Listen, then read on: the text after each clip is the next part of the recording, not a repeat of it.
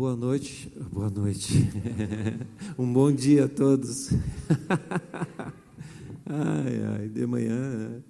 Muito bem. Meus irmãos, é uma alegria para nós podermos estar aqui com vocês, né?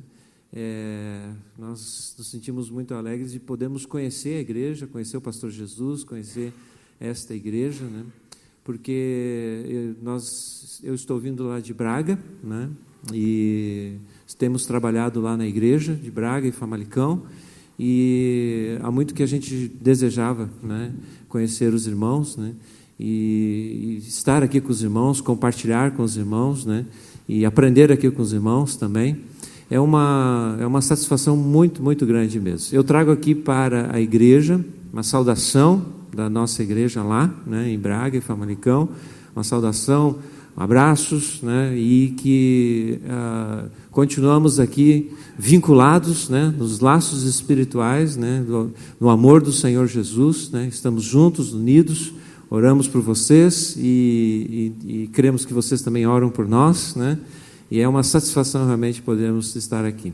Eu vim para o Brasil para participar de um encontro da igreja de onde eu era, lá no Rio Grande do Sul, e participamos ali de um retiro, e aí quando o pastor Jesus, né, soube que a gente veio ao Brasil, nos convidou para vir aqui, e eu disse, claro, é para já que vamos mesmo, né? Muito bom mesmo.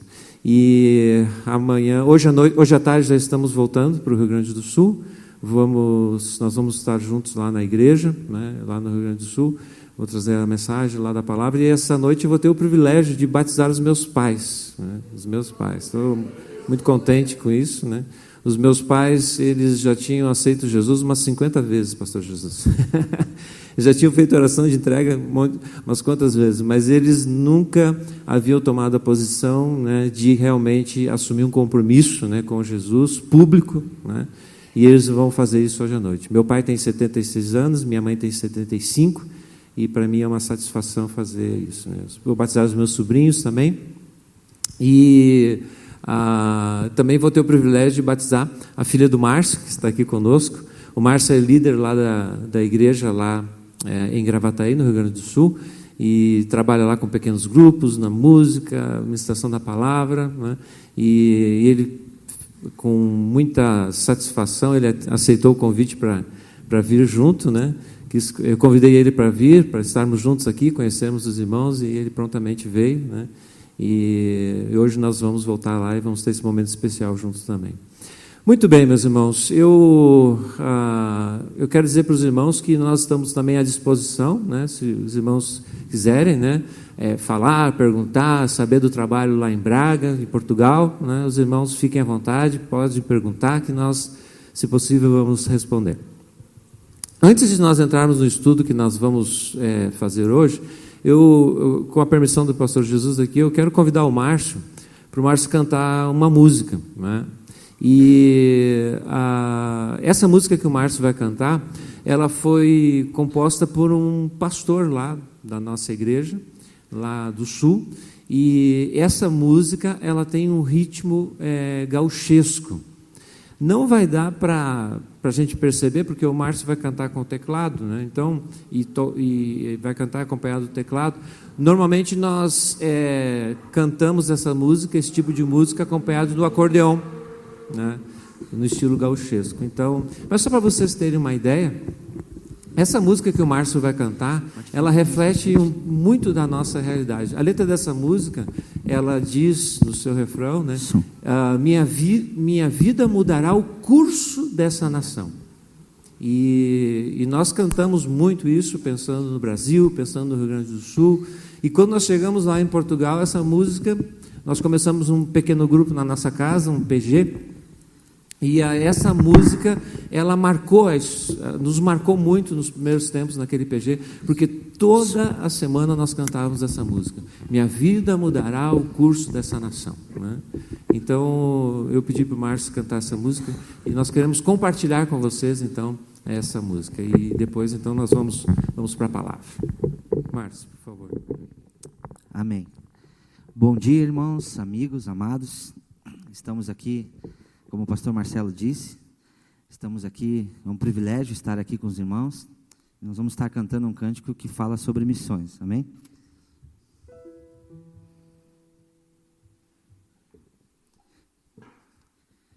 Vamos se ajeitando aqui.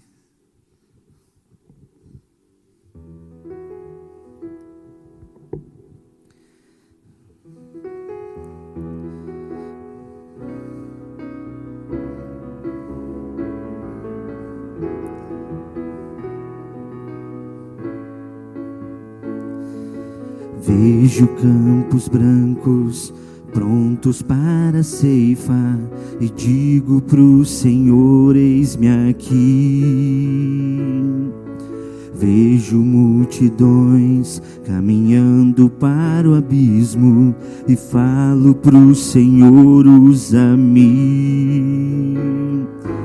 Não há mais tempo para perder com este mundo. Eu quero te obedecer. Eis-me aqui, enche-me. Eu quero ser resposta de clamor e de oração. Eis-me aqui, usa-me. Minha vida mudará o caminho desta nação.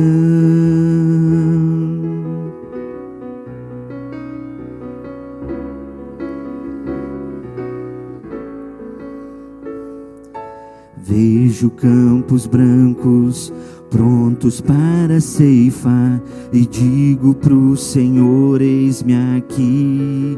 Você pode dizer, eis-me aqui? Vejo multidões caminhando para o abismo e falo pro Senhor, usa-me. Usa-nos, Senhor. Não há mais tempo para perder com este mundo. Eu quero te obedecer. Eis-me aqui, enche-me. Eu quero ser resposta de clamor e de oração. Eis-me aqui, usa-me. Minha vida mudará o caminho desta nação. Mais uma vez o refrão. Eis-me aqui, enche-me. Eu quero ser resposta. Eu quero ser resposta de clamor e de oração. Eis-me aqui, usa-me, usa-me. Minha vida mudará o caminho desta nação. Sua vida mudará o caminho desta nação. Amém, Jesus. Glória a Deus.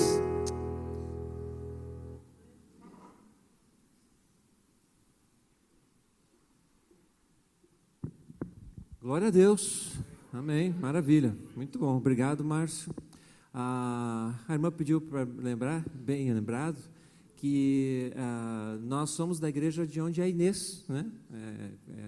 Congrega, né? Lá, congregava lá conosco, agora congrega aqui com os irmãos, né? Então somos de lá. Sabe, irmãos, eu falo 2 línguas e estou aprendendo a terceira. Eu falo gauchês, falo brasileiro e agora estou aprendendo português, né? Lá em Portugal, né? Porque eles dizem que nós não falamos português, nós falamos brasileiro. Então é um grande desafio, né? O ministério lá em Portugal, apesar de ser de a língua portuguesa também, né? Eu me lembro quando cheguei em Portugal e assisti os noticiários e 50% do que era dito eu não entendia, e em português, né? E tinha um irmão lá na nossa igreja que ele é do norte, com sotaque muito carregado, né? E uma voz grossa, e literalmente tudo que ele falava eu não entendia nada. E ele falava comigo e eu ficava com aquela cara de paisagem, né? Abanando a cabeça assim, tentando compreender o fio da meada, mas não conseguia. Era uma coisa impressionante. Irmãos, eu quero compartilhar com os irmãos nessa manhã o trecho que está lá no Evangelho de João, capítulo 21, um texto bem conhecido de todos nós, que fala da aparição de Jesus aos discípulos, né? Os discípulos ali junto do mar, né? E João capítulo 21, então, vamos ler do João capítulo 21, versículo 1 até o versículo 23. Evangelho de João, capítulo 21, versículo 1 a 23. Depois disto, tornou Jesus a manifestar-se aos discípulos junto ao mar de Tiberíades. E foi assim que ele se manifestou. Estavam juntos Simão Pedro, Tomé, chamado Dídimo, Natanael, que era de Caná da Galileia, os filhos de Zebedeu e mais 2 dos seus discípulos. Disse-lhes Pedro: vou pescar. Disseram os outros: também nós vamos contigo. Saíram e entraram no barco e naquela noite nada apanharam. Mas, ao clarear da madrugada, estava Jesus na praia. Todavia os discípulos não reconheceram que era ele. Perguntou-lhes Jesus: filhos, tendes aí alguma coisa de comer? Responderam-lhe: não. Então lhes disse: lançai a rede à direita do barco e achareis. Assim fizeram e já não podiam puxar a rede, tão grande era a quantidade de peixes. Aquele discípulo a quem Jesus amava disse a Pedro: é o Senhor. Simão Pedro, ouvindo que era o Senhor, cingiu-se com sua veste, porque se havia despido, e lançou-se ao mar. Mas os outros discípulos vieram no barquinho, puxando a rede com os peixes, porque não estavam distantes da terra, senão quase 200 côvados. Ao saltarem em terra, viram ali umas brasas, e em cima peixes, e havia também pão. Disse-lhes Jesus: trazei alguns dos peixes que acabastes de apanhar. Simão Pedro entrou no barco e arrastou a rede para a terra, cheia de 153 grandes peixes, e não obstante serem tantos, a rede não se rompeu. Disse-lhes Jesus: vinde, comei. Nenhum dos discípulos ousava perguntar-lhe: quem és tu? Porque sabiam que era o Senhor. Veio Jesus, tomou o pão e lhes deu, e de igual modo o peixe. E já era esta a terceira vez que Jesus se manifestava aos discípulos, depois de ressuscitado dentre os mortos. Depois de terem comido, perguntou Jesus a Simão Pedro: Simão, filho de João, amas-me mais do que estes outros? Ele respondeu: sim, Senhor, tu sabes que te amo. Ele lhe disse: apacenta os meus cordeiros. Tornou a perguntar-lhe pela segunda vez: Simão, filho de João, tu me amas? Ele lhe respondeu: sim, Senhor, tu sabes que te amo. Disse-lhe Jesus: pastoreia as minhas ovelhas. Pela terceira vez Jesus lhe perguntou: Simão, filho de João, tu me amas?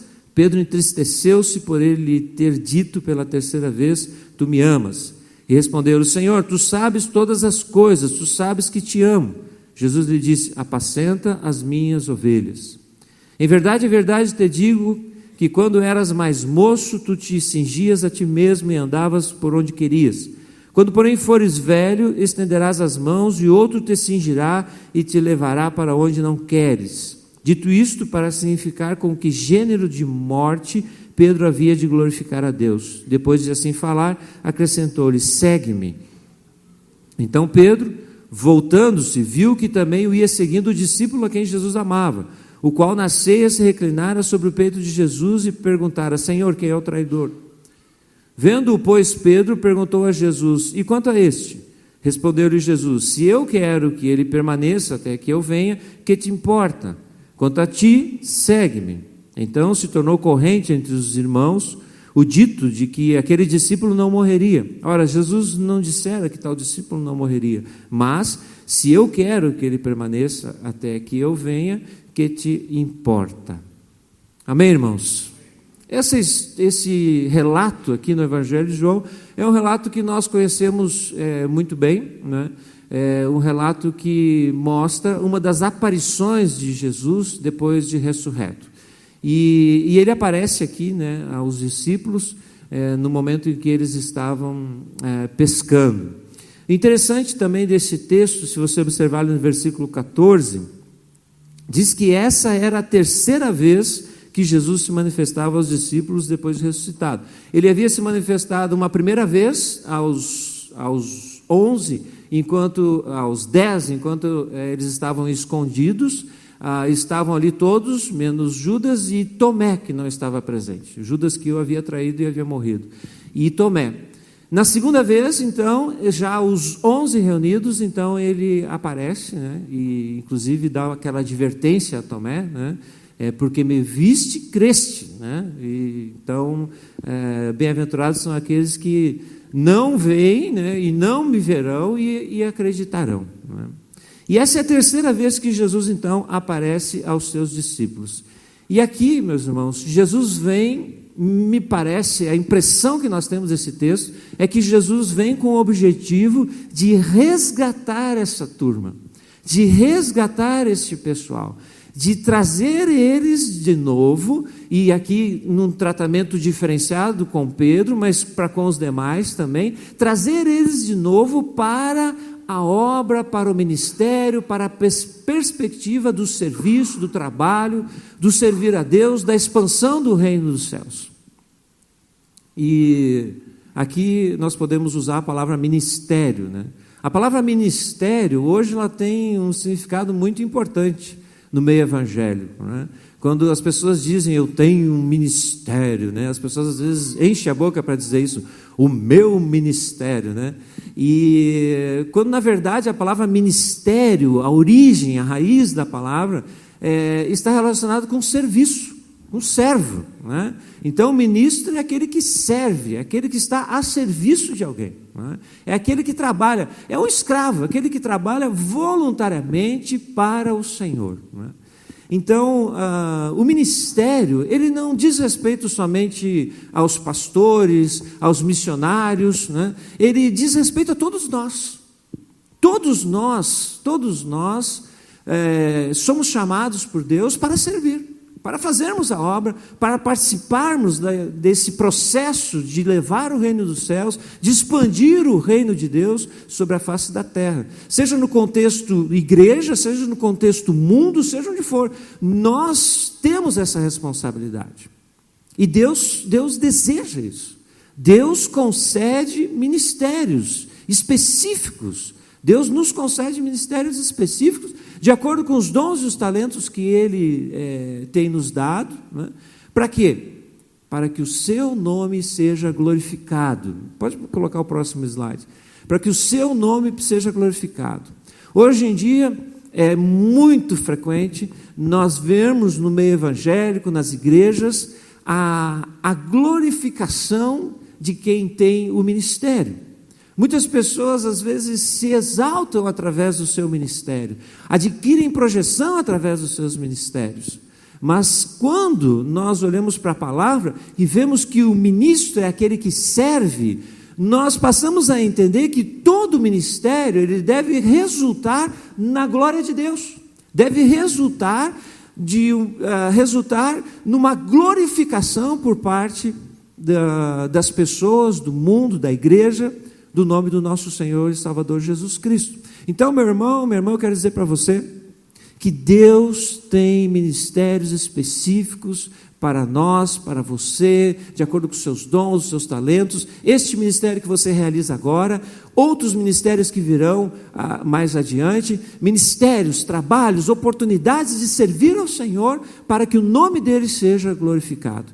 Todo ministério deve resultar na glória do nome do nosso Senhor e Salvador Jesus Cristo. Amém? Você acredita nisso? Eu creio nisso também. Eu creio que o ministério deve realmente glorificar o nome do Senhor Jesus.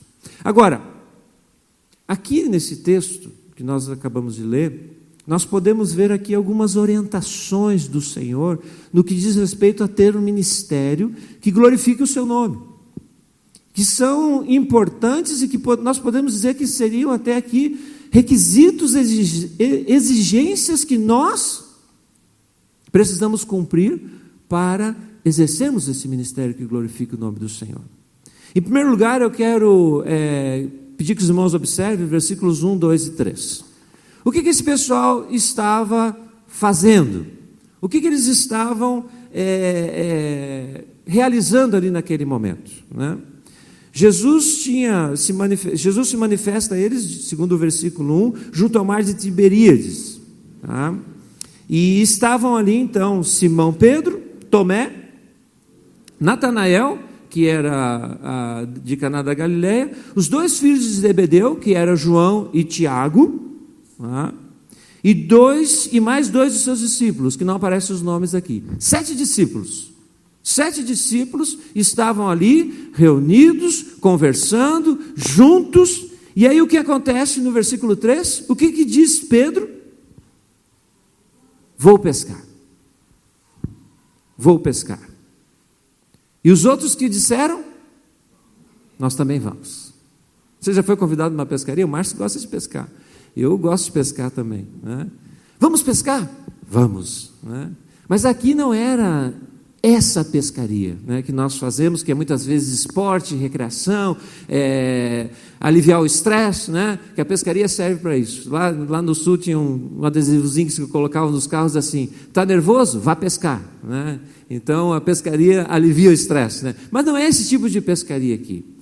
Existem 2 formas de nós compreendermos o que Pedro está fazendo aqui. A primeira seria que talvez eles estavam com fome e eles precisavam de sustento, precisavam vender os peixes para sustentar a família, e eles então foram pescar porque tinham a ocasião para isso. Isso é uma interpretação. A segunda interpretação, que pode ser feita desse texto aqui, é que esse vou pescar significa vou voltar a fazer aquilo que eu fazia. Ou seja, ele era um pescador.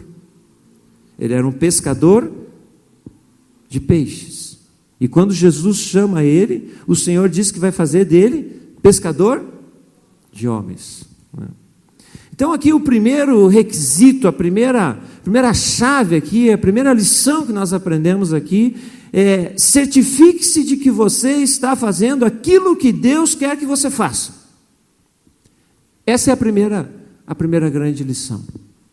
Nós precisamos ter certeza de que nós estamos fazendo aquilo que Deus quer que façamos. E como que nós podemos saber disso? Isso está relacionado com os nossos dons e talentos. Deus nos dá capacitações naturais e sobrenaturais para o exercício do ministério, do trabalho na igreja. Então, os meus ministérios, eles devem estar relacionados com aquilo que Deus tem me capacitado. Eu, por exemplo, não cantei com o Márcio hoje. Porque se eu fosse cantar com o Márcio, né, a situação ia ficar complicada. Né? Cada um tem que fazer a parte que lhe cabe. Cada um tem que cumprir o seu ideal, o seu propósito, o propósito de Deus para a sua vida. Você que trabalha, né, na igreja, muitas vezes as pessoas que trabalham na igreja se sentem sobrecarregadas.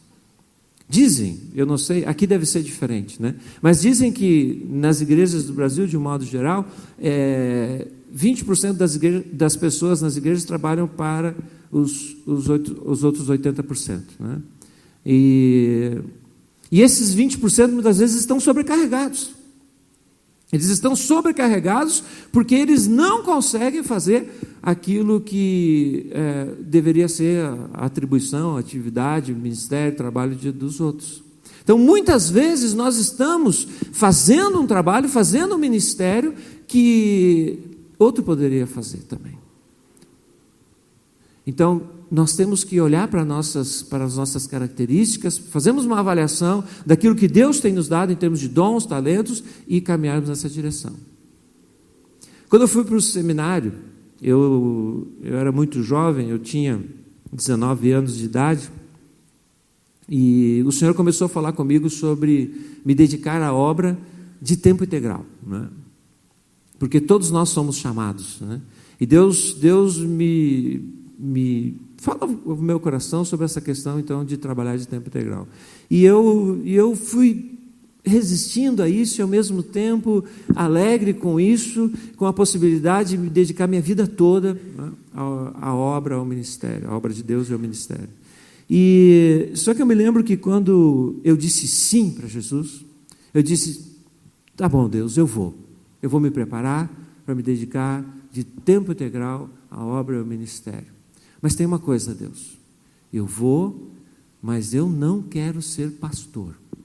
Eu vou ser qualquer outra coisa que o senhor quiser.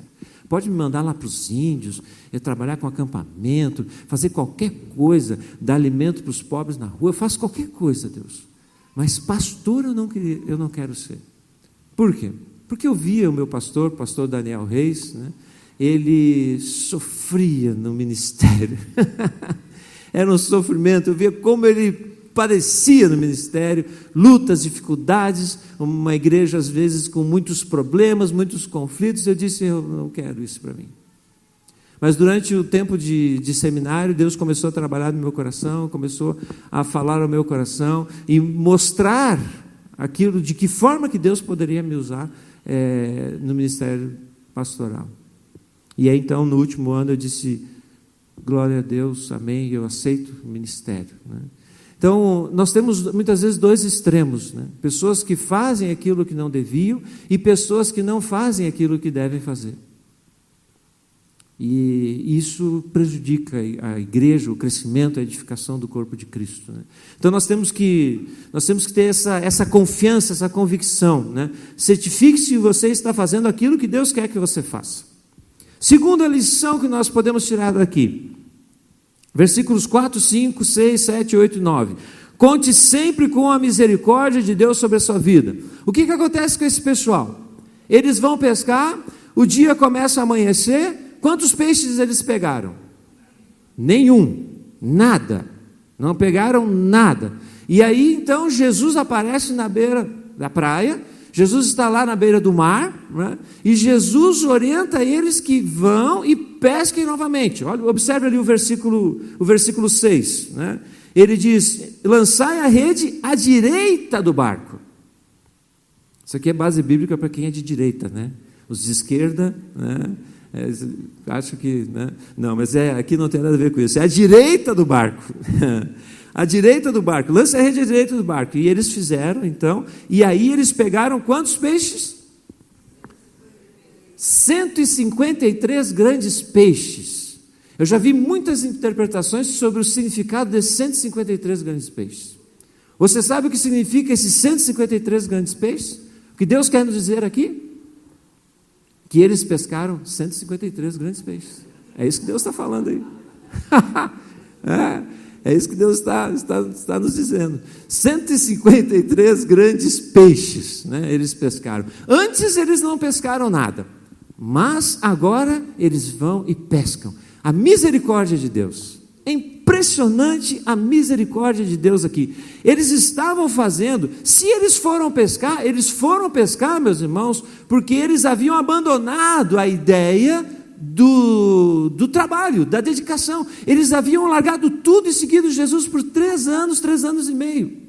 E de repente a vida deles se desmorona. E Jesus aparece, mas aquilo não restaura ainda, e eles estão a pescar. Se eles estão a pescar, porque eles queriam voltar a trabalhar, voltar à sua vida antiga, se eles estão fazendo isso mesmo, olha a graça e a misericórdia de Jesus. Se eles estão fazendo isso mesmo, eles estão fazendo a coisa errada. Mas Jesus, mesmo eles fazendo a coisa errada, dá a eles 153 grandes peixes. No ministério, meus irmãos, nós temos que sempre contar com a misericórdia de Deus. Todo o trabalho que nós fazemos no reino, todo o trabalho que nós fazemos na igreja, todo o trabalho de evangelização, seja o que for, varrer a igreja, seja o que for, seja qual for o teu ministério. Ah, mas varrer a igreja é ministério, pastor? É ministério. É ministério varrer a igreja. Então, seja qual for o teu ministério, nós temos que contar com a graça, com a misericórdia de Deus. Essa é a segunda grande lição. Meus irmãos, nós vamos falhar, nós vamos errar, nós não somos perfeitos.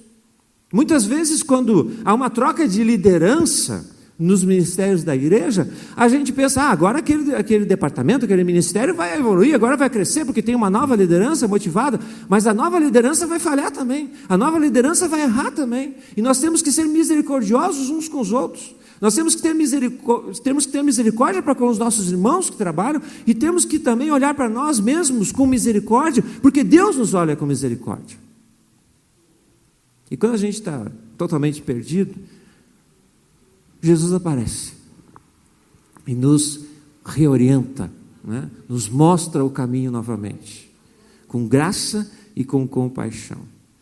Eles, quando viram Jesus na beira da praia, aquele discípulo a quem Jesus amava, quem é aquele discípulo a quem Jesus amava, irmãos? João, né? Ele não coloca o nome dele aqui porque ele não quer notoriedade, né? Então ele não coloca o nome dele, aquele discípulo a quem Jesus amava.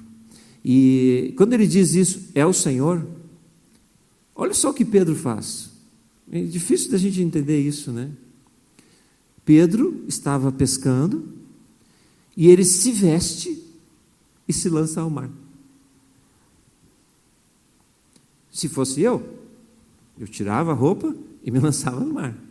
Ele se veste e se lança ao mar. Por quê? Porque ele ia encontrar-se com o seu Senhor. E olha só o que eles encontram à beira da praia. Ao saltarem em terra, versículo 9, ao saltarem em terra viram ali umas brasas e em cima peixes e havia também pão. Quando eles chegam na beira da praia, meu irmão, minha irmã, tem peixe assado e pão quentinho na beira da praia para eles. Quem fez? Jesus. Misericórdia. Vocês estão vindo de uma coisa que vocês não deviam fazer. Misericórdia. Sentem aqui, comem um pão, comam um peixe e nós vamos conversar agora sobre o ministério. Misericórdia de Deus. Você já chegou numa casa que alguém fez um pão quentinho para te receber? Que maravilha, né? Eu me lembro quando eu era criança, minha mãe fazia pão feito em casa, aquele cheiro de pão quente, pão feito em casa, né? Há uma sensação de aconchego, e aí quando passa o café, aí aquele cheiro de café, às vezes o cheiro do café é melhor do que o café, não é verdade? Só o cheiro já é impressionante. Graça e misericórdia, o Senhor nos acolhe, nos recebe, nos ama, nos alimenta, cuida de nós, é Ele quem faz isso, meu irmão, é misericórdia de Deus, porque nós não merecíamos nada disso, nós merecíamos não ter nada, não é? Mas Ele nos dá tudo isso, a misericórdia de Deus. Quando nós trabalhamos para o Senhor, nós erramos, falhamos, muitas vezes fugimos do propósito de Deus para o ministério que nós temos, mas o Senhor, se nós estivermos atentos àquilo que o Senhor tem para nós, o Senhor nos corrige, reorienta e traz de volta com graça e misericórdia, não com chapuletada, nem com pancada. Muitas vezes Ele tem que fazer isso quando nós somos obstinados e duros, mas Ele faz isso com graça e com misericórdia. Segunda lição, meus irmãos, que nós aprendemos nesse texto aqui, terceira lição que nós aprendemos nesse texto aqui: obedeça incondicionalmente à palavra do Senhor. Obedeça incondicionalmente. No versículo 6, o Senhor disse para eles: lance a rede ali daquele lado, e eles prontamente lançaram a rede ali. Eles fizeram como o Senhor disse. Isso é muito importante no ministério. Nós temos que estar debaixo da orientação do Senhor, da palavra do Senhor, daquilo que o Senhor tem para nós. Como deve ser feito o meu ministério? Como o Senhor Jesus quer. De que lado eu devo lançar as redes? O lado que Jesus mandar. Meu irmão, nós que temos ministérios, que temos trabalhos na igreja, nós temos uma tendência de planejar tudo, organizar tudo, projetar. Eu gosto de planejamento estratégico, gosto muito, trabalhamos com isso, mas nós temos que entender que o coração do homem faz planos, mas a resposta certa dos lábios vem do Senhor.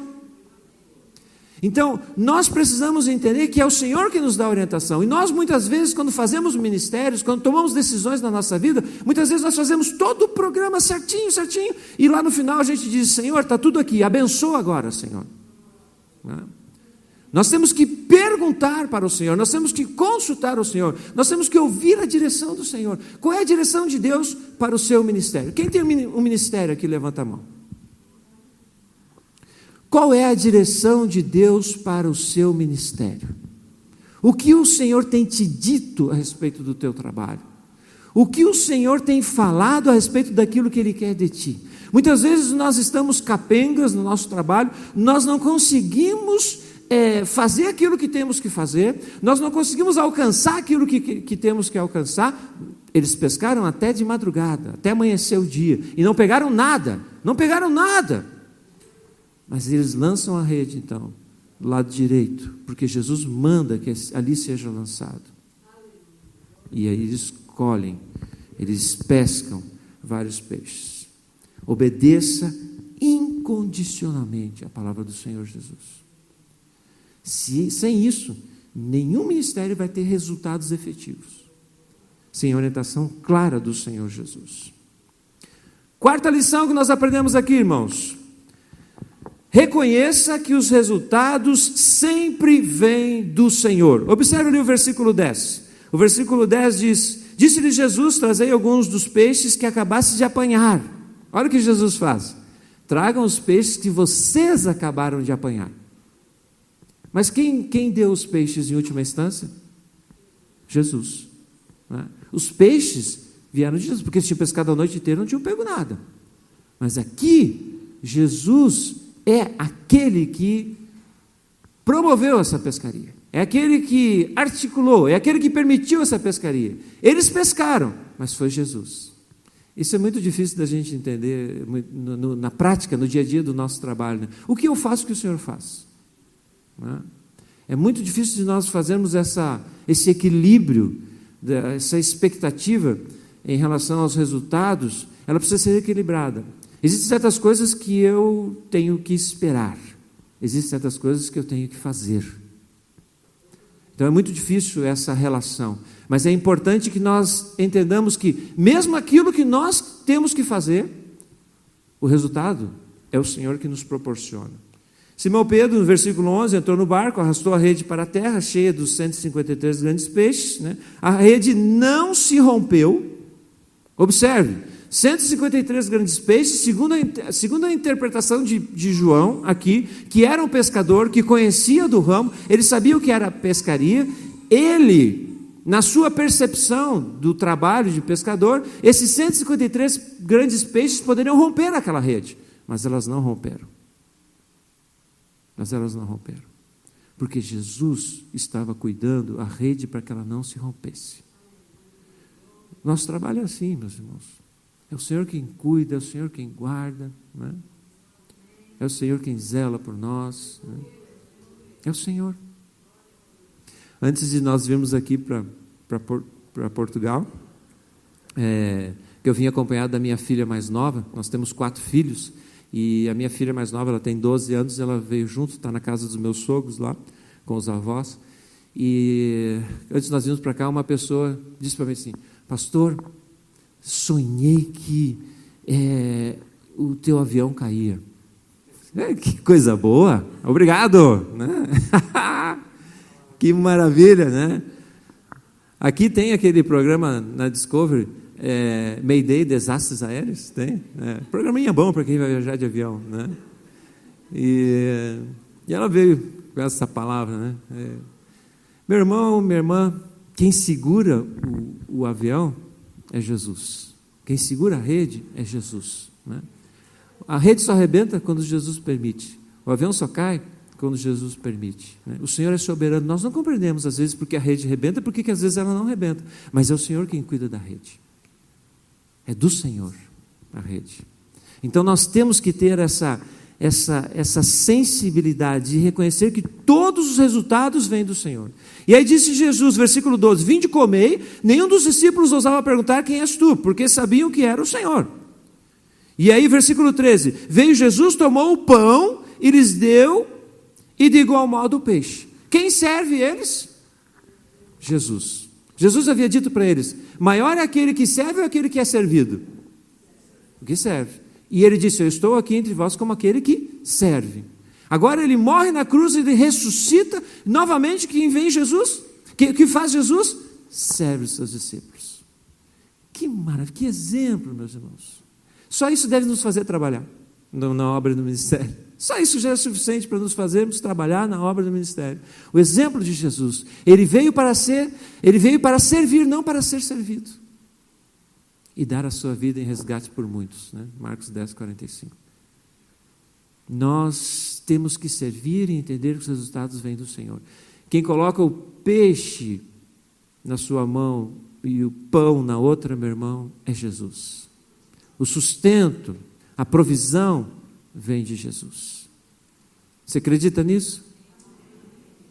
Teve um pastor que apareceu lá em Braga, ele disse assim: você não precisa de dinheiro para fazer a obra de Deus. Eu disse: o que vem aí? Né? Ele disse assim: você precisa saber se é a vontade de Deus fazer aquele trabalho. Porque se for da vontade de Deus, Ele provê os recursos. Aí minha filha queria vir para Portugal também, estava com saudade, para Portugal, vir para o Brasil também. E ela estava com saudade do Brasil, né? E aí eu lembrei daquele pastor. Eu disse para ela: você não precisa de dinheiro, Rafael. Você precisa saber se é a vontade de Deus, né? Ora para que Deus te mostre se é a vontade dele que você venha para Portugal comigo. Porque as minhas passagens já estavam compradas pela igreja lá, né, que me convidou para o retiro, mas ela tinha que vir com as passagens dela. E o que ela fez? 12 anos.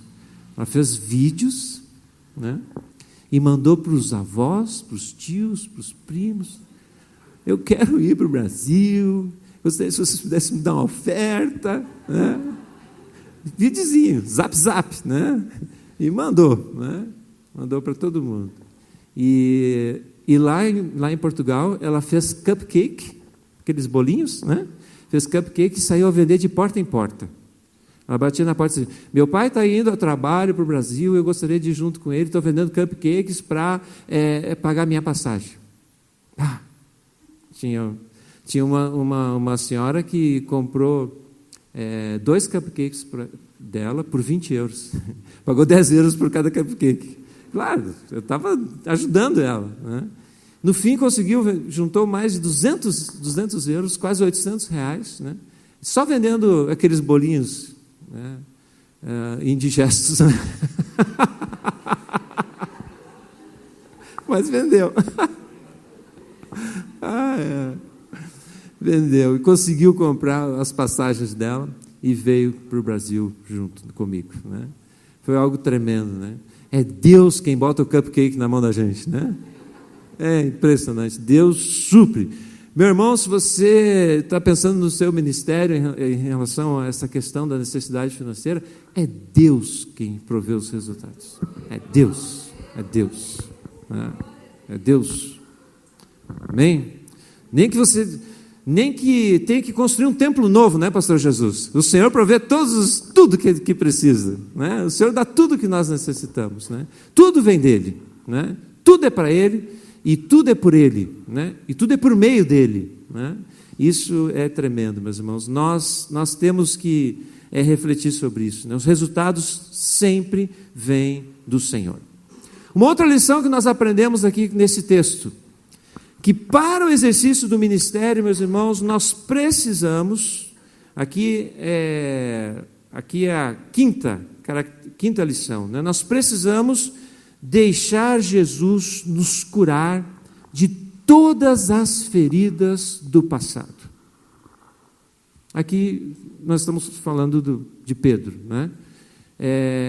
Pedro, ele era um líder nato, né? Quando ele diz: eu vou pescar, os outros dizem: nós também vamos.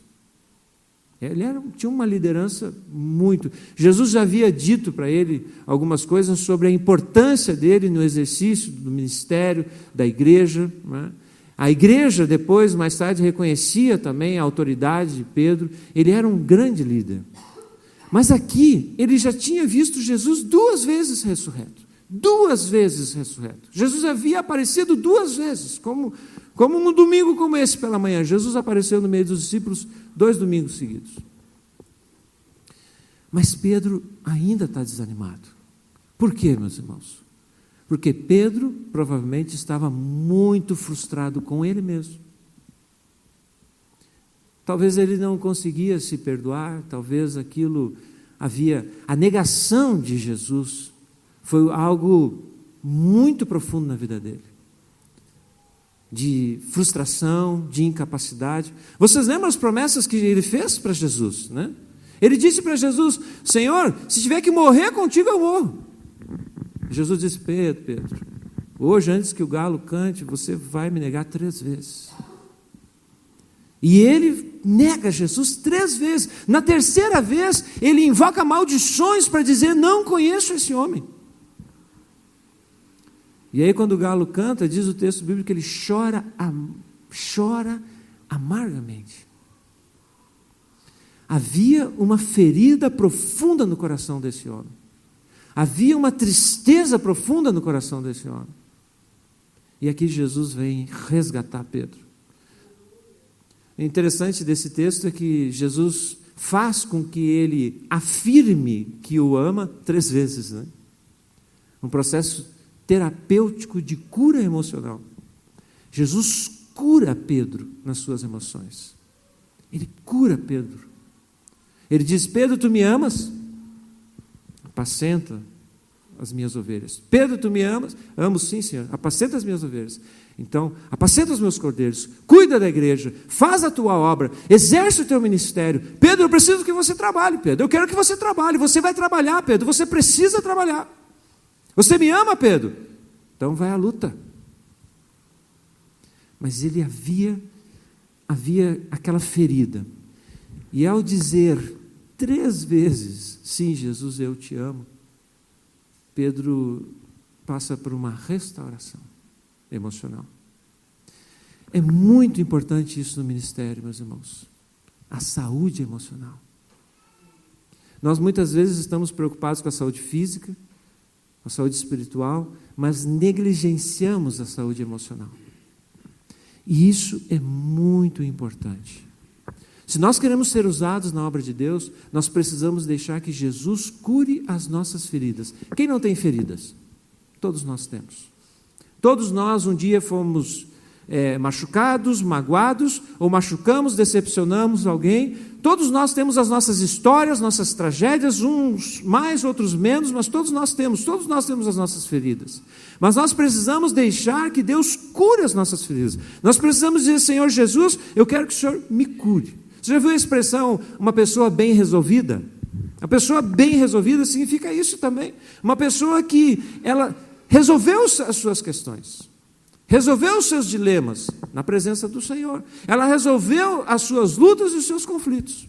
Meus irmãos, uma das coisas que mais prejudica a obra de Deus e a expansão do reino de Deus na face da terra não é a falta de espiritualidade.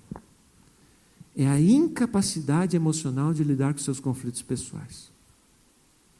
Muitos obreiros, missionários, pastores não conseguiram lidar com as suas questões emocionais e por isso não prosperam no ministério, não prosperam na obra de Deus.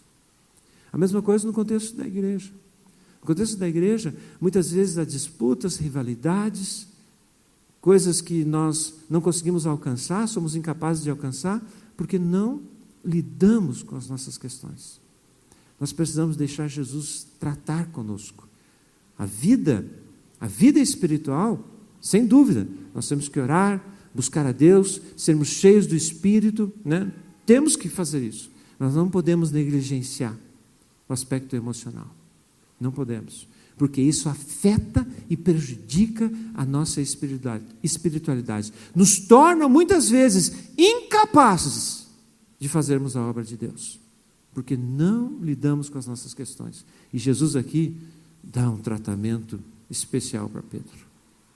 Antes de revestir ele do poder de Deus, né? Em Atos 2. Ele cura as suas emoções, né? Trata com Pedro.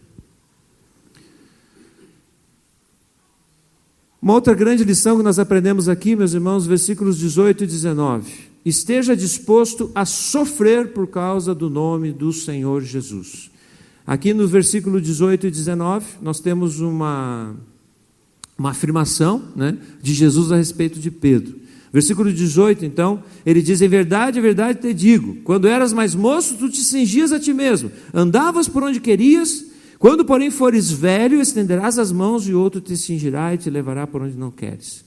Disse isso para significar com que gênero de morte Pedro havia de glorificar a Deus. Depois de assim falar, acrescentou-lhe: segue-me, segue-me. Jesus está dizendo para Pedro: Pedro, você vai sofrer.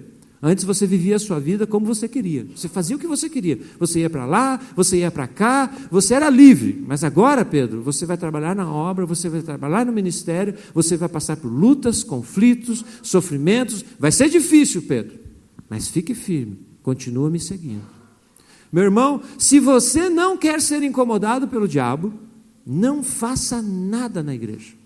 Não faça nada na igreja. Se você não quer que Satanás lhe incomode, venha com tentações, opressões, trazendo conflitos, lutas, se você não quer isso, se você quer ter uma vida boa, não faça nada na igreja, participe dos cultos só sentado no banco, venha à igreja e não tenha nenhuma atividade. E você vai viver uma vida mansa e tranquila. Agora, só que depois nós vamos prestar contas lá diante de Deus, né? Então, não há escapatória. Nós temos que fazer a obra de Deus, temos que encarar o sofrimento, a luta, as decepções, as frustrações, nós temos que encarar o sofrimento, temos que fazer isso, porque isso, meus irmãos, sobre isso, o Senhor nos dá a vitória. Jesus diz que nós somos mais do que vencedores por meio daquele que nos amou. Deus diz isso para nós, né? Ele disse que nós devemos ter bom ânimo. Ele venceu o mundo, nós também vamos vencer em nome de Jesus. E vencer o mundo não significa sair do sofrimento. Jesus disse: tem de bom ânimo, vocês passarão por aflições, tem de bom ânimo, eu venci o mundo. Mas isso significou passar pela cruz, né? E a cruz foi a vitória. Muitas vezes Deus permite o sofrimento na nossa vida, porque através do sofrimento Ele nos concede a vitória. Através do sofrimento Ele nos faz crescer e ir além, ir adiante daquilo que nós poderíamos fazer ou experimentar. Deus usa o sofrimento na nossa vida. O sofrimento faz parte da vida cristã. Nós vivemos hoje no meio evangélico que sofrer é pecado. Se você sofre com alguma coisa, se você está a passar por alguma necessidade, é porque não há espiritualidade, não há unção sobre a sua vida. Não, a vida cristã muitas vezes é sofrida. Dizem que Pedro, ele, quando soube que estava, não sei se isso é verdade, é o que contam, né? Mas só para nós nos situarmos. Dizem que Pedro, quando ele estava para ser morto, ele soube que estavam procurando ele e ele resolve fugir de Roma. E ele então está saindo de Roma e ele olha e vê Jesus passando no sentido contrário a Roma. Em direção a Roma, né? Ao contrário do dele. Então ele estava saindo de Roma fugindo e ele vê Jesus passando.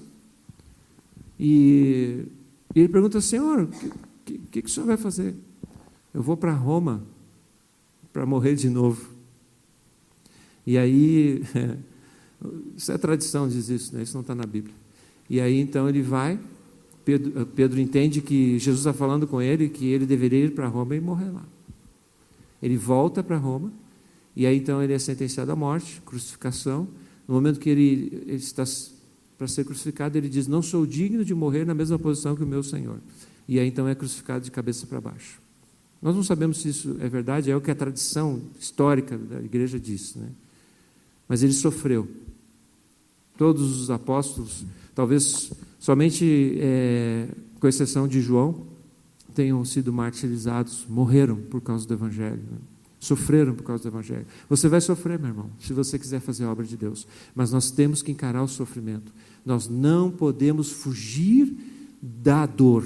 Nós temos que encarar o sofrimento de frente, aquilo que o Senhor tem posto para nós. Nós não podemos viver uma vida cristã de escapismos, querendo escapar de todas as dores e querendo viver uma prosperidade que não é refletida na palavra de Deus.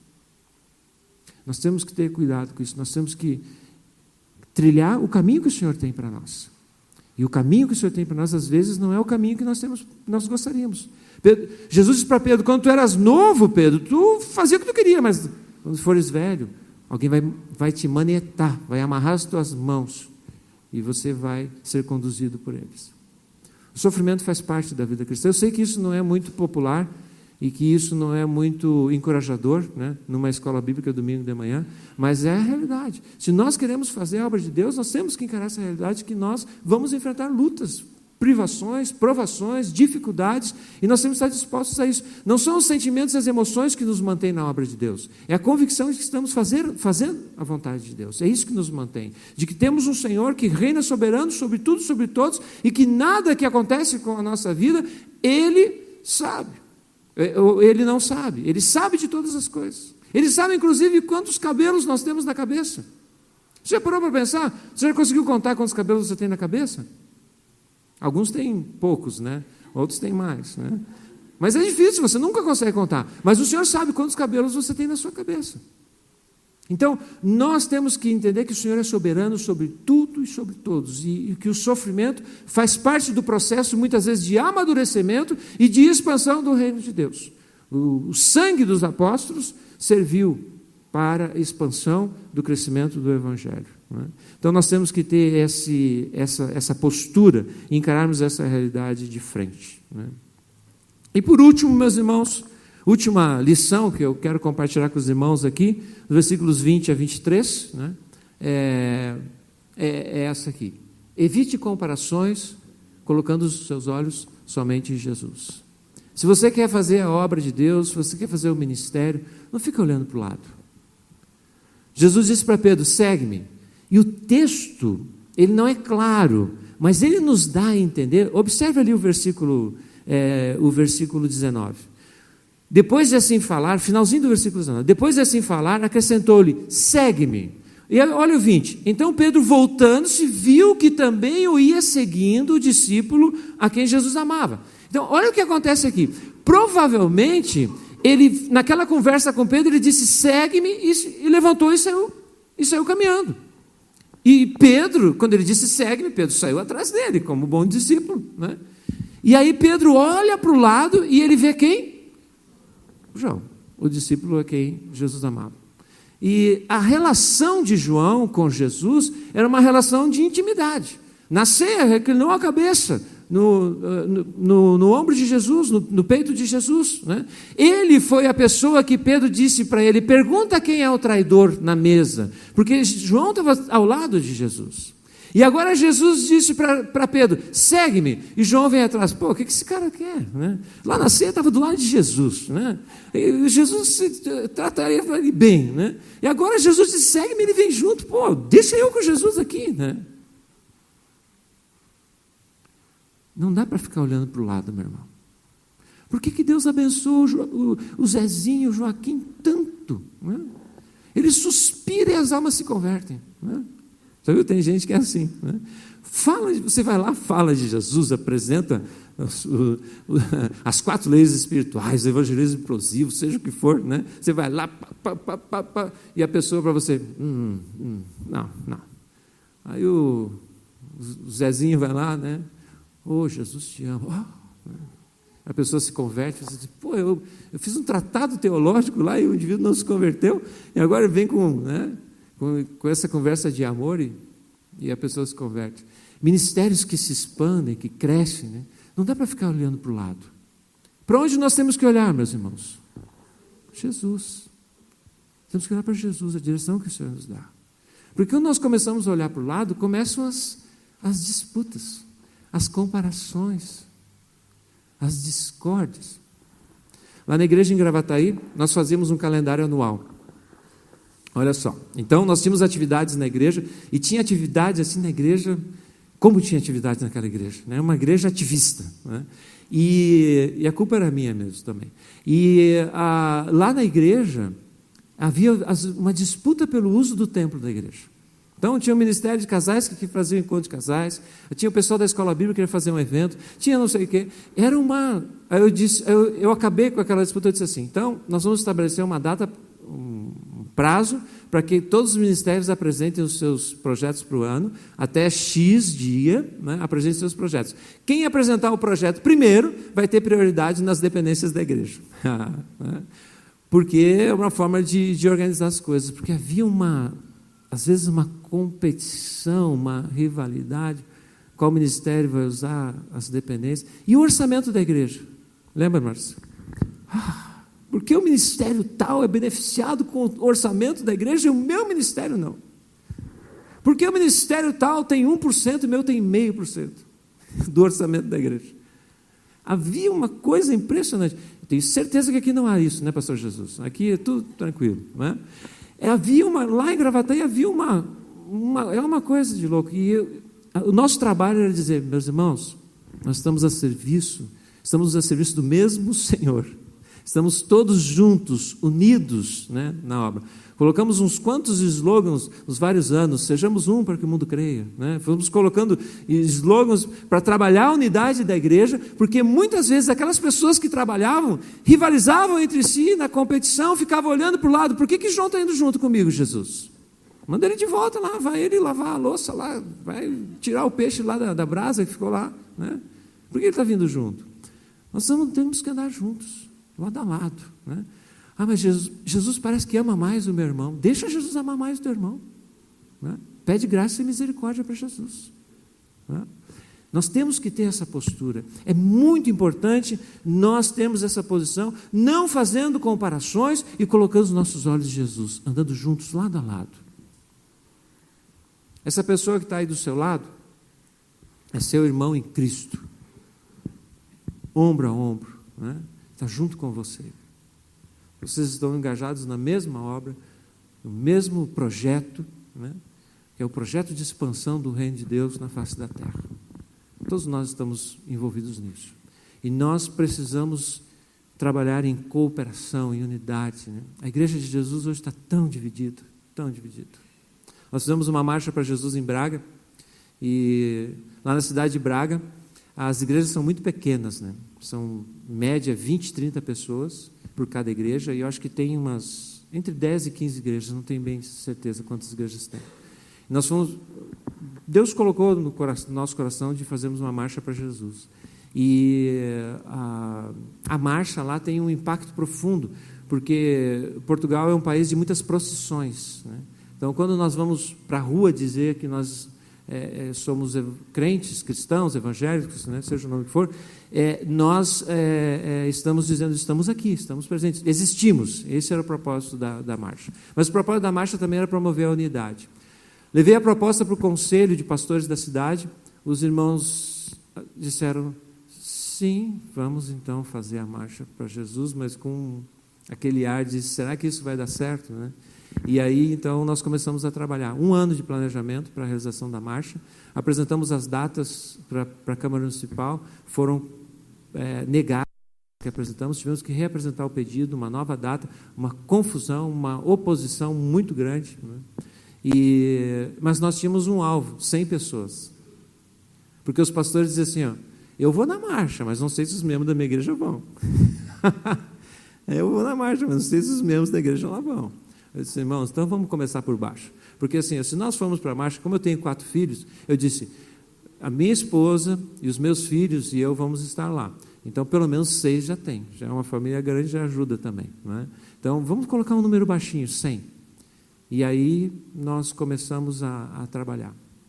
E depois, alteramos a meta para 200 pessoas. Depois, no processo, alteramos para 500 pessoas. E segundo o policiamento que havia acompanhando a marcha, nós tivemos ali um grupo de 800 a 1.000 pessoas na Marcha para Jesus. Em Braga, a capital do catolicismo em Portugal, né? Foi uma grande vitória. Depois, meus irmãos, daquela marcha, precisava ver a facerice. Faceiro, vocês entendem essa palavra? A alegria, né? Dos pastores. Eles ficaram radiantes, eles estavam com a expressão de, não acredito que nós fizemos isso, né? O presidente do conselho, do líder do conselho de pastores, ele disse assim, foi o maior evento evangelístico que nós já fizemos na cidade de Braga. O maior evento evangelístico, né? Veja só como é importante a importância da unidade. As igrejas reunidas, estavam unidas, nós nos sentimos irmãos. Eu sei que o diabo vai lançar coisas para destruir lá, mas a comunhão de pastores de Braga é excepcional. Eu nunca vi coisa igual. Eu estou muito feliz de participar daquele grupo. É um grupo que trabalha unido, trabalha coeso, e a marcha só aconteceu porque eles se dispuseram, né? Nem eu acreditava que a marcha ia acontecer, como eles, né? Mas a minha esposa acreditava, ela me incentivava, mas eu às vezes, será que esse negócio vai dar certo, né? Mas nós trabalhamos, apesar da nossa fragilidade, da nossa fraqueza, da nossa incapacidade, nós trabalhamos unidos, meus irmãos, unidos. Eu quero dizer para ti isso, não importa se você é capaz, se você não é capaz, se você é frágil, se você não é frágil, não importa. Se nós estivermos unidos, é sinergia espiritual. Se nós estivermos unidos, meu irmão, nós vamos adentrar as portas do inferno. Nós vamos, em unidade, em coesão.